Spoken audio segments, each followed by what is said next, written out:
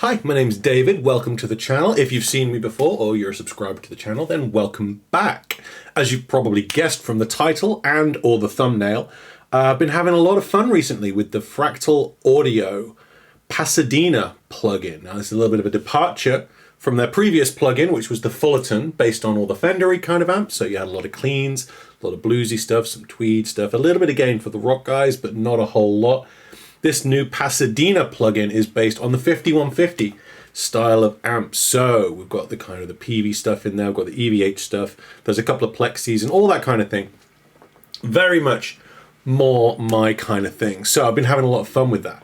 But one of the things that surprised me about the new plugin is that it doesn't seem to be pitched at Fractal users.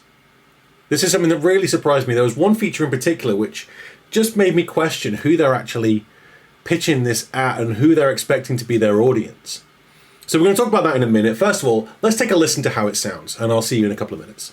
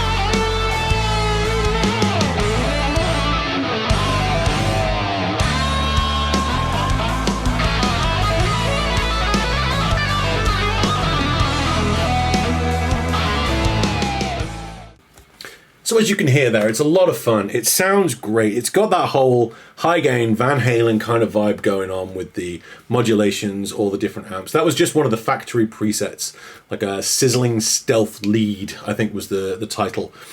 But it was a lot of fun. I really enjoyed it. I'm really enjoying the plugin. But the thing that's really kind of surprised me is the fact that this doesn't seem to be pitched at Fractal users. You know, most Fractal users are used to the hardware. Fractal have been making hardware since, the XFX Ultra, the XFX2, the AX series of devices. We've now got the FM3, the FM9, the XFX3, the AM4, all these kind of things. And yet the plugin, the presets are not cross-compatible with the hardware. So if I make a great preset using the Pasadena plugin or the Fullerton plugin, I can't then take that preset, load it on my FM3 and take it out and gig it live.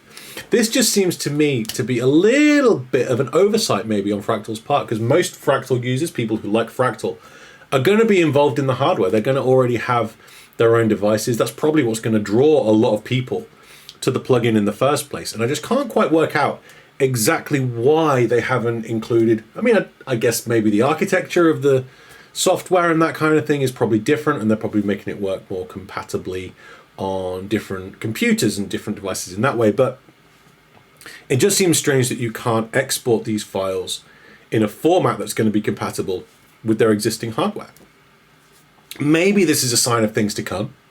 Maybe this is a sign that future Fractal devices are going to be working under a different architecture, and that's when all these kind of plugins are going to come under the same roof and become a little bit more cross-compatible. But maybe they're trying to draw a distinct line between their software plugins and their hardware, which, from a business point of view, you can't knock them for that. They're going to be pitching it towards, the studio work and the live work, which quite often are two different markets. So I'm going to be really interested to see how this pans out. I'd love to hear what you guys think in the comments below. Why do you think Fractal have opted to make these presets not compatible? Is it going to be a difficulty thing? I think there was a lot of pushback when Neural DSP took their time porting over the compatibility of their plugins to their hardware.